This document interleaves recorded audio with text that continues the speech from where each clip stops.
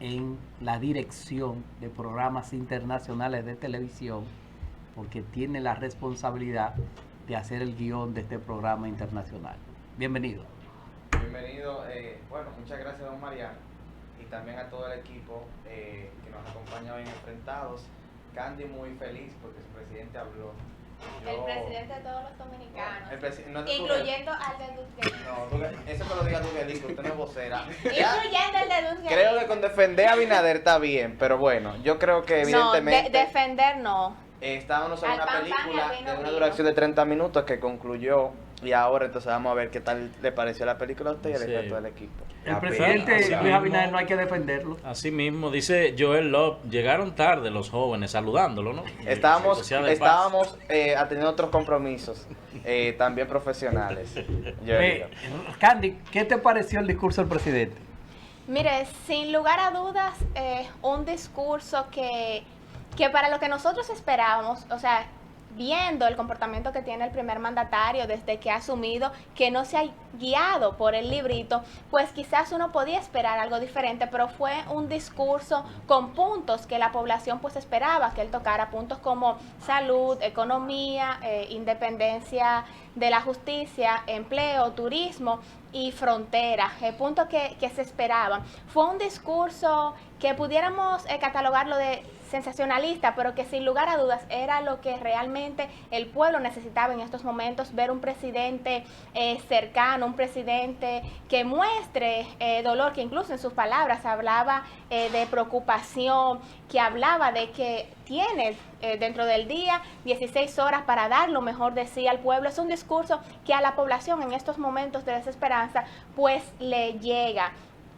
Vimos un discurso donde se mostró el presidente, nosotros podemos destacar tres cosas: se mostró un presidente cercano, un presidente con el oído en el corazón del pueblo y un presidente que busca crear, con todo el tema de la democracia, un presidente que sin lugar a dudas, con el tema que fue la noticia del momento, porque tuvo dos momentos. El discurso en una primera etapa habló de ejecutorias de su primer año, pero en una segunda etapa habló de proyecciones que piensa realizar en el segundo año y que pues fueron partes de sus propuestas de campaña y que se van a llevar a cabo.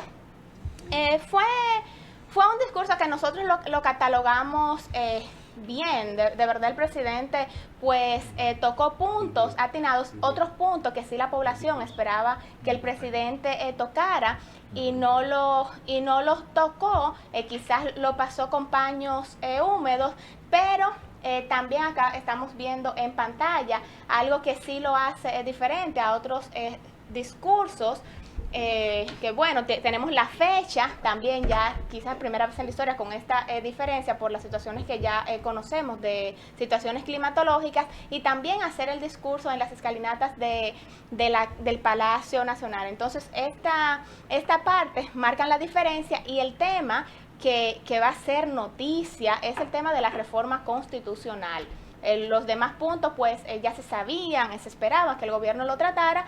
Sin embargo, la reforma constitucional fue como que el punto que la población quizás no se esperaba, y los ojos pues van a estar allí.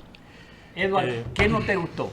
Bueno, voy a empezar por cosas positivas, porque no quiero verme como el gran No, pero a usted le hicieron opositor una que no lo pregunta. sé. pregunta. Bueno, Remítese a la pero pregunta, fue a mí que me hicieron la pregunta. Sí, pero por eso lo estamos Precisamente, corrigiendo. Entonces dejen que yo responda, No, no, pero, aquí hay una Desarróllese. vocería desarrollada, pero señores. limítese a la No, pregunta una del director del vocería no. programa. ¿Qué no me gustó? Bueno, sencillamente hay varios puntos.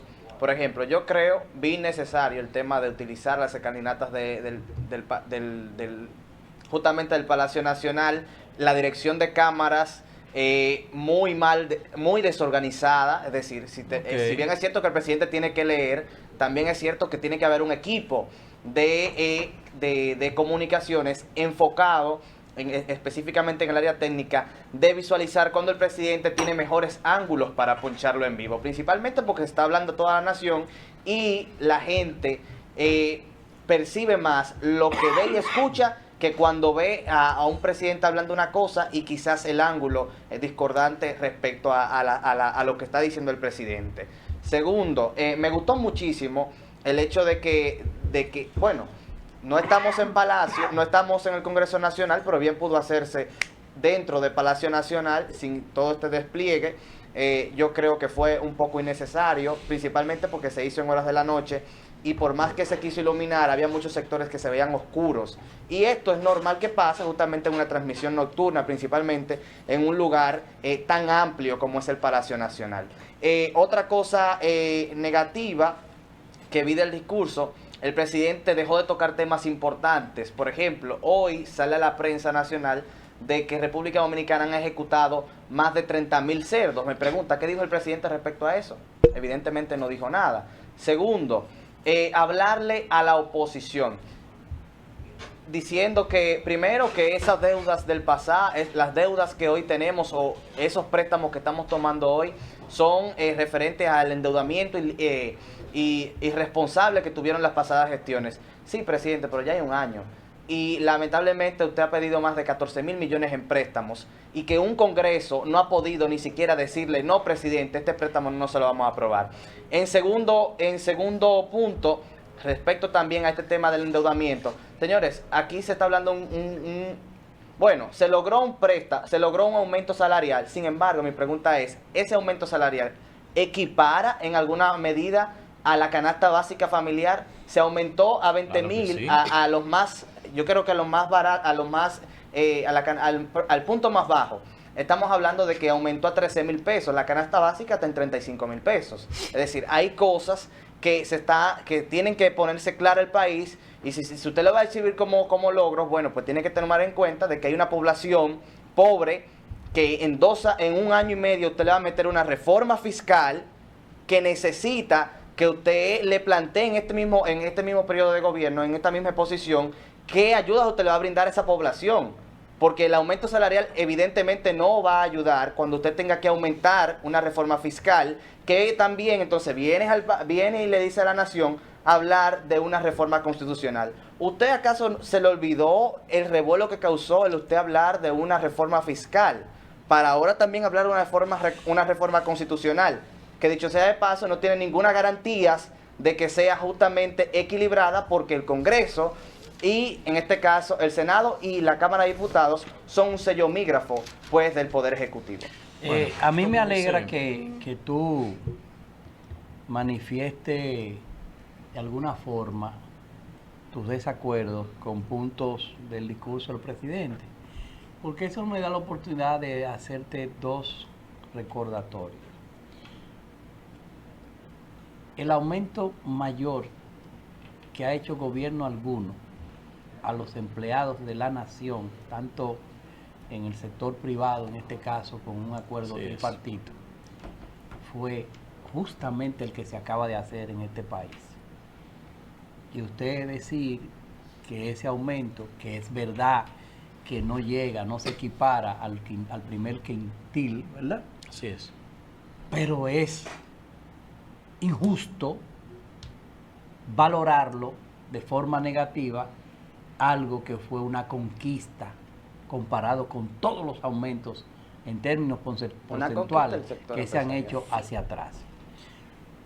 Estoy de acuerdo con usted con las oportunidades de mejora que desde el punto de vista estético y técnico tuvo el discurso.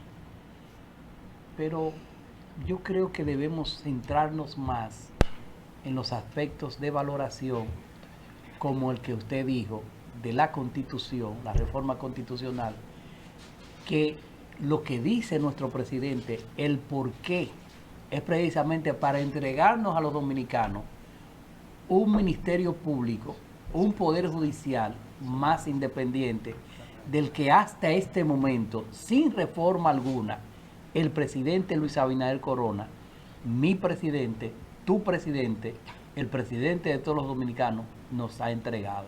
Fruto del cual hay corruptos presos, enjuiciados, detenidos, sus cuentas congeladas y un proceso que nos da alguna esperanza de que en esta nación se recuperen los recursos cuantiosos que algunos de esos mañosos se robaron y que, como diría Duguelín Santana, lo queremos preso.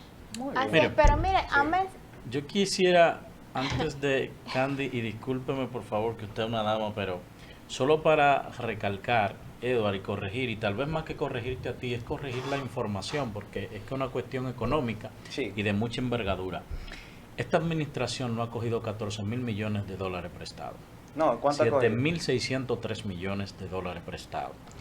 Hay un tema con esta información, y esto lo hago a corrección, no a ti, no, sino a la información en términos general, porque es un tema que se ha repetido. Y es lo que se ha vendido y es lo que ha comprado mucha gente. Exacto, porque lo que queremos, al final también el morbo, pero mucha gente quiere ver que se cometan errores para poder tener de qué hablar. Entonces, hemos recalcado desde el Ministerio de Planificación, Economía y Desarrollo 7.603 millones de dólares prestados. Ahora sí, que hago la aclaración, habían unos préstamos que tuvo que ratificar ambas cámaras porque ya estaban en camino y eran préstamos que estaban de alguna manera configurados en el presupuesto. No, pero es que una cosa es lo que tú como administración firme, lo que firme Luis Abinader y lo que firme un presidente pasado. Ahora bien, esos que se ratificaron, para hacer un punto específico, usted está hablando de corregir. Esos préstamos que tuvo que ratificar el Congreso y luego ser ratificado por el presidente Luis Abinader, ¿de quién aparece la firma?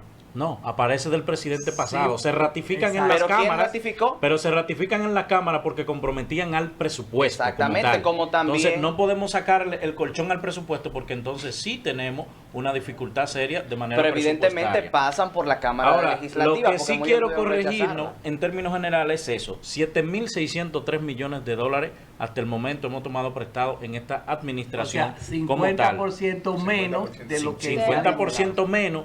3 millones de dólares menos diario que la administración pasada y unos 25 millones de dólares diarios en términos concretos. 3 millones de dólares diario menos que la administración pasada. Y cuando usted lo suma, 3 millones de dólares diarios menos que la administración pasada. Justamente, exacto.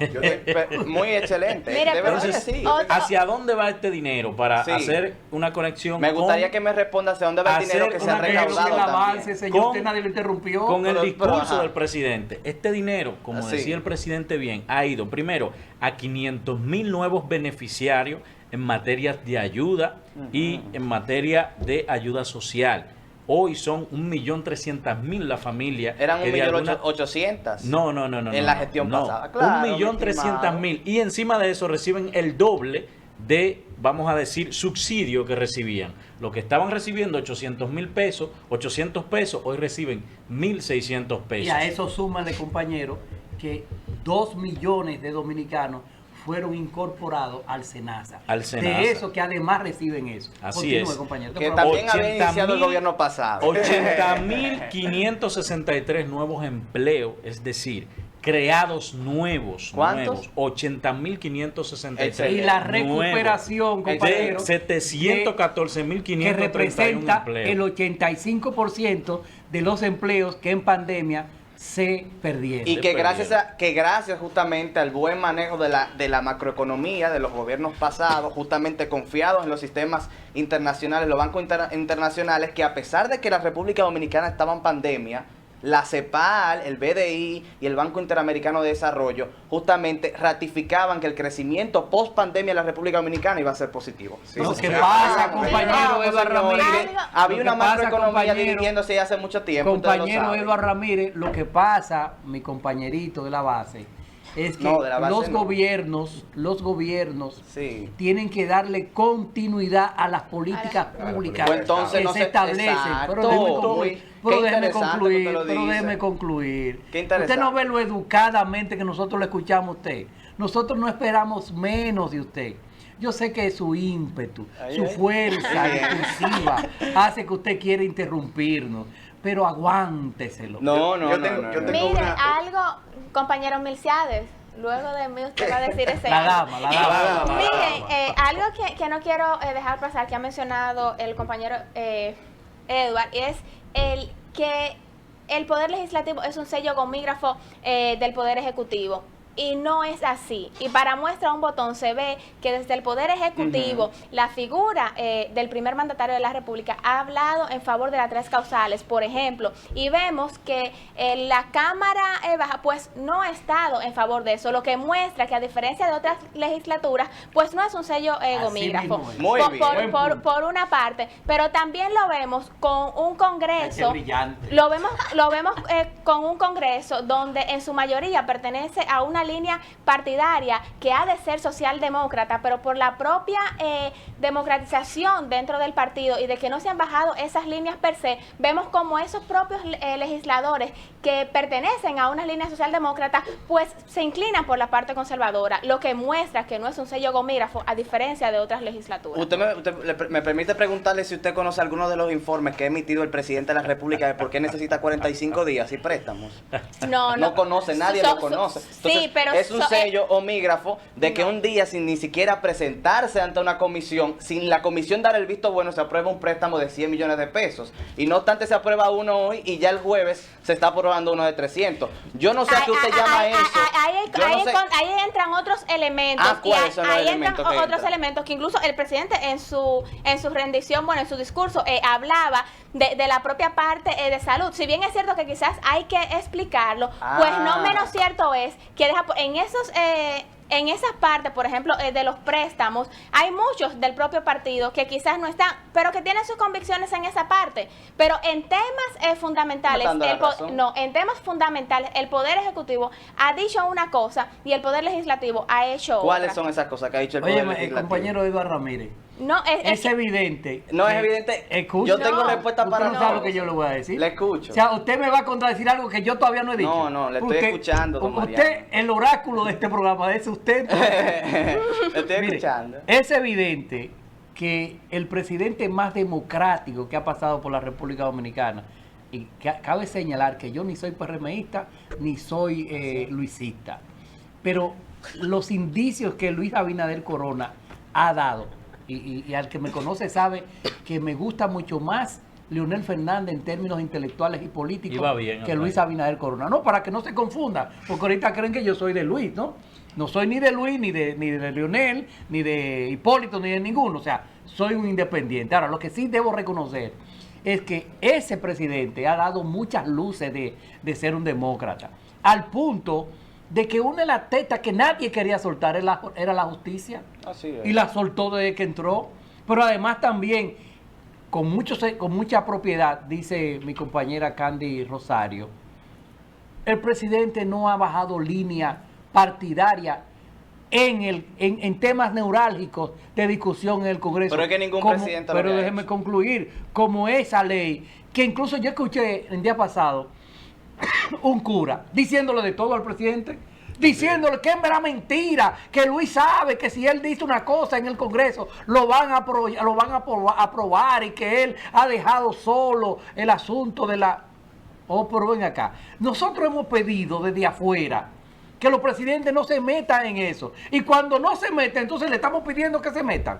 Tenemos que estar de acuerdo, hay que ser coherentes. Palos y boga y palos y no boga. No, al contrario, y permítame refutarle, don Mariano, aquí yo hablé de puntos específicos. Primero, es un sello homígrafo porque se han aprobado préstamos que ni siquiera se ha dado lectura a la comisión. Esto no lo digo yo, ahí están. La misma senadora del distrito lo confirmó y lo justificó también, entonces no soy yo que lo estoy diciendo. Respecto a la reforma constitucional, no hay un país, permiso, en Latinoamérica, principalmente los mayores referentes de justicia de Latinoamérica, incluyendo a los Estados Unidos, en todos esos países, el Procurador General de la República lo elige el presidente.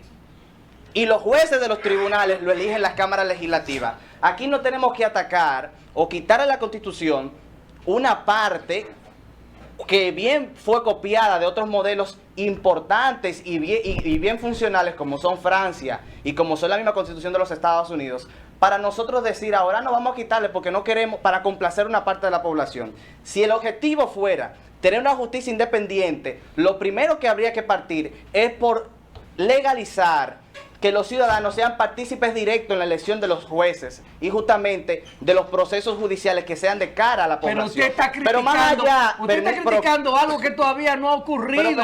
Porque está hablando de la reforma constitucional para eliminar la figura, descentralizar justamente, usted quiere correr más que la bola, o sea, el presidente ha hecho algo que nadie ha hecho. No, pero yo se lo puedo leer. Usted lo está criticando porque hizo eso. Yo se lo puedo leer. Cuando usted habla de descentralizar el Ministerio Público, usted está justamente quitándole al gobierno, a las autoridades gubernamentales, el respaldo del principal órgano persecutor del Estado. Entonces aquí quizás, si el objetivo fuera a darle independencia, como se ha hecho en Brasil, que saliendo un presidente fue metido preso con una justicia eficiente. ¿Y quién era el ministro de ese presidente? Era un ministerio público independiente. En Estados Unidos, a Donald Trump se le frenaron muchísimas reformas, en este caso, muchísimas acciones del Tribunal Supremo de los Estados Unidos. Sin embargo, ¿quién eligió los jueces del Tribunal Supremo de los Estados Unidos? ¿Quién elige el fiscal general de los Estados Unidos?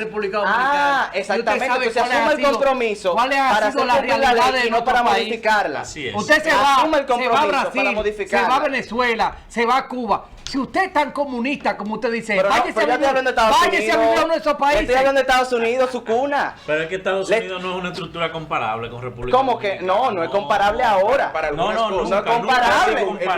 No, esto es según. La comparación siempre claro que sí. Yo tengo un tema con el anuncio de la reforma constitucional que yo he sido abanderado de que eso se haga, porque hay aspectos que se deben mejorar.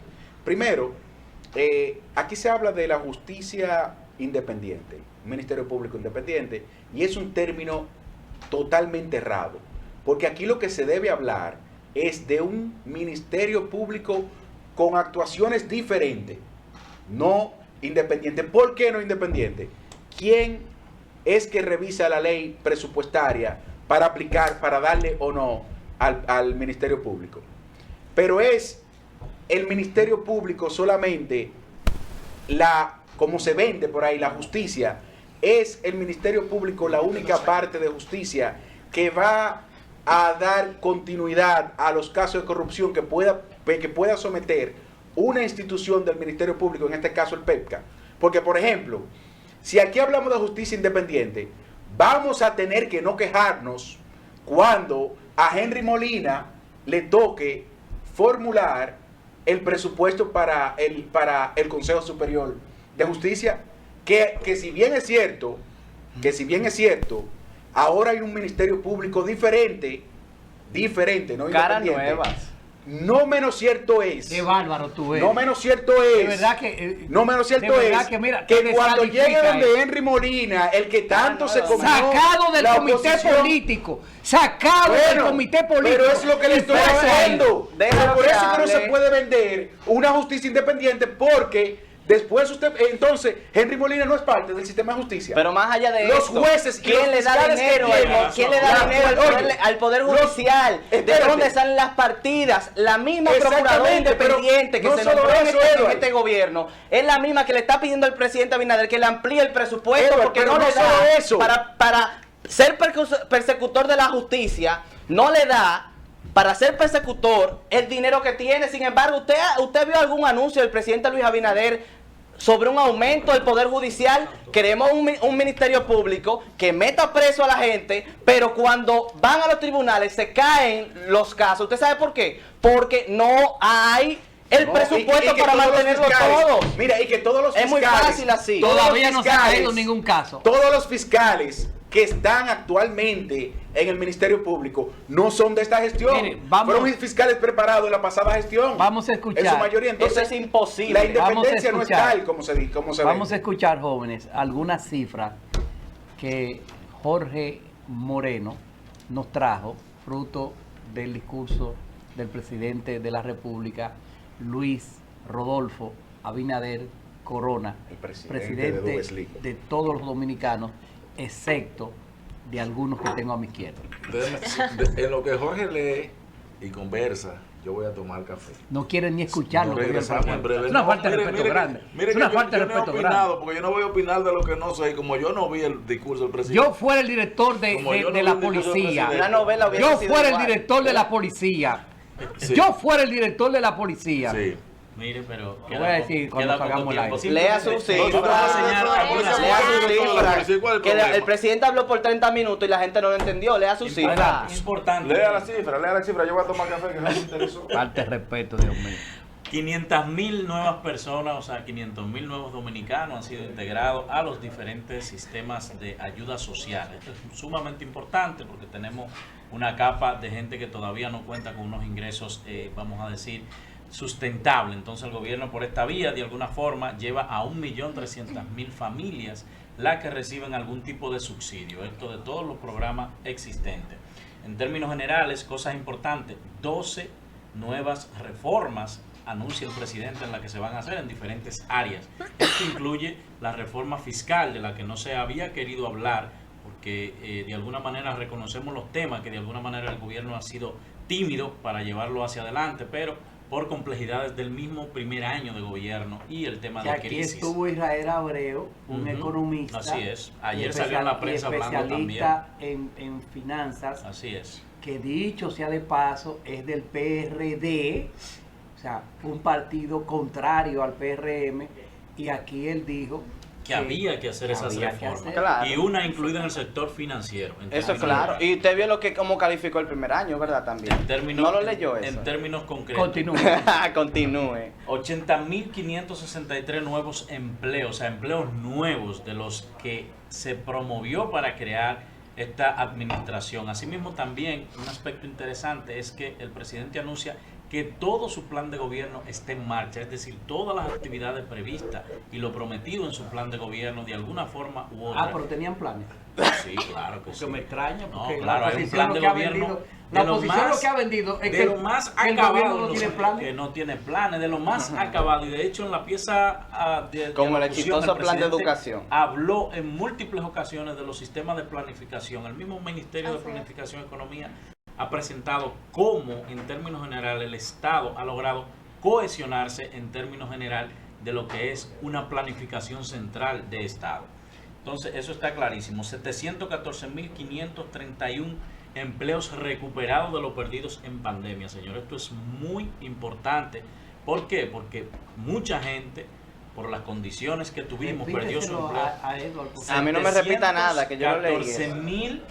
14.531 empleos recuperados de los perdidos en pandemia. Sería que si Edward tiene un primo que trabaja en un hotel, sí, y lo mandaron para su casa en la pandemia, que es una responsabilidad del Estado. Ese primo que ya estaba en olla y a cada rato lo llamaba para que le mandara una científica. Para eso fue. Ahora lo han recuperado el empleo y el presidente le ha quitado a Edward la responsabilidad de estarle mandando la científica. Esa es su responsabilidad como presidente de la República. Mire, señores, nos vemos mañana. Con eso. Nos vemos mañana. Esa es su responsabilidad. Por eso fue elegido. Cuídense mucho.